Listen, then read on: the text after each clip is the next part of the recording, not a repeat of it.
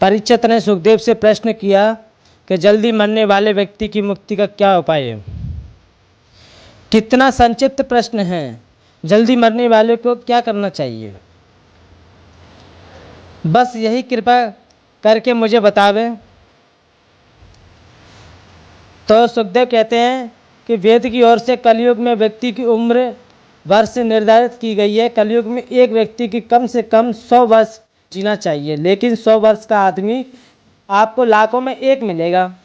100 वर्ष में से 50 वर्ष तो हमारे सोते सोते निकल जाते हैं। 12 घंटे का दिन और 12 घंटे की रात्रि, 24 घंटे को ही तो हम एक दिन कहते हैं। 24 घंटे में 12 घंटे हमने सोने में बिता दिए, तो 100 वर्ष में 50 वर्ष निकल गए, तो 25 वर्ष स्त्री संग में निकल गया। 25 वर्ष और रह गए वो सांसारिक कार्यों में हो गए। सुखदेव जी ने कहा, राजन, जल्दी मरने वाले व्यक्ति की मुक्ति का तो एक ही उपाय है। राजन, जल्दी मरने वाले तो परीक्षित एक ही काम करना चाहिए। जो श्वास निकल कर गया वो लौट कर आएगा नहीं। इसीलिए प्रत्येक परिस्थिति में चलते फिरते, उठते बैठते, रोते हंसते, नाचते गाते, खाते पीते, हर स्थिति में गोविंद को याद करो। एक चौपाई है, करशु कर्म करूं विदनाना, मन राखूं या कृपा निदाना। मन को गोविंद के चरणों में बांध लो, ये मन ही तो बंधन और मुक्ति का कारण है। राजन ने कहा, मन तो बड़ा चंचल है।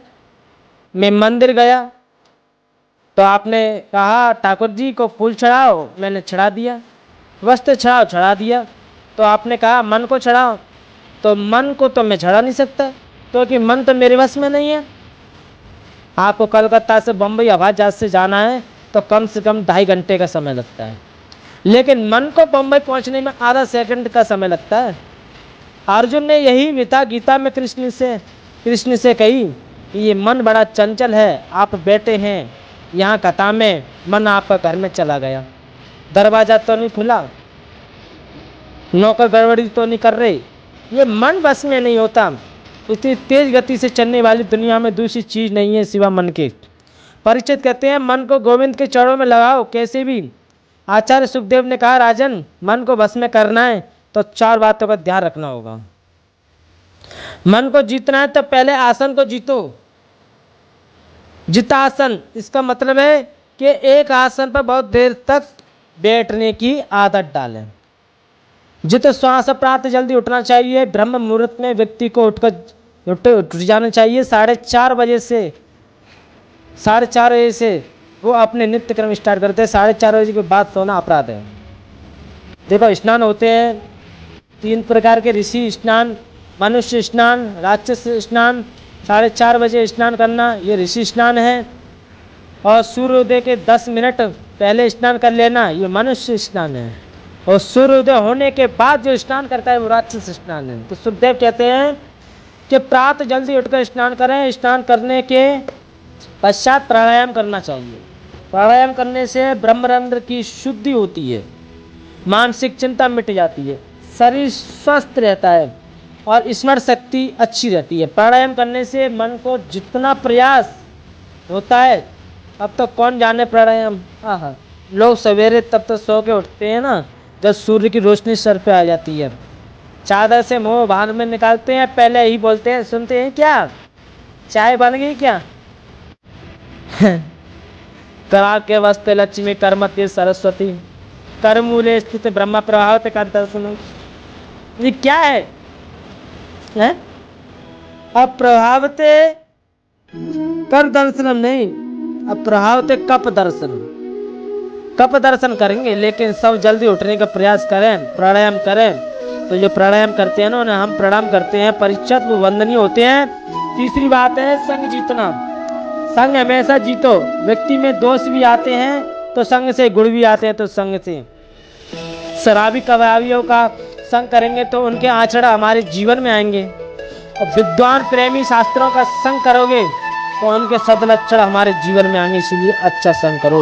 एक मदालसा नाम की नारी थी, महाभारत में मदालसा की कथा आती है। बड़ी पवित्र आत्मा नारी मदालसा, ऐसी वेदांत की गाथा की कि मदालसा के घर बालक का जन्म लेता है। मालूम है, बच्चे को पालने में सुलाती, अपने नन्हे से पुत्र को उपदेश करती, बेटा तुम शुद्ध हो, तुम मुक्त हो, तुम नित्य हो, ऐसा ऐसा उपदेश करती। परिणाम ये होता है कि बालक जब 8-10 वर्ष का होता है, घर छोड़कर वन में चला जाता है, तो वन में जाकर तपस्या में लीन हो जाता है। एक दिन राजा ने कहा, देवी मेरी सभी पुत्रों को तुमने महात्मा बना दिया, इस सबसे छोटे पुत्र को तो कम से कम राज्य करने के लिए रहने दो, इसे तो राज्यभार संभालने के लिए रहने दो। बड़ी व्यतीत हो गया राजा। मदालसा ने कहा, सुनिए राजन, मैं आपसे कहने से छोटे पुत्र बालक को ये उपदेश नहीं करूंगी, लेकिन एक ताबीज में इसे भी कुछ लिखकर दूंगी। मदालसा ने भोजपत्र पर एक मंत्र लिखा, बच्चे के ताबीज में रख दिया। पति पत्नी जब वन में जाने लगे, अलर्क रोते हुए बोला, माँ मेरे सभी भाई संत बन गए, आप भी वन में जा रही हैं, मुझे कौन देखेगा, कौन मुझे शिक्षा देगा, मैं अकेला कैसे रहूँगा। माँ ने कहा, बेटा तुम्हारे गले में जो ताबीज है बस उसे खोलकर कभी पढ़ लेना, तुम्हारा कल्याण हो जाएगा। ये बात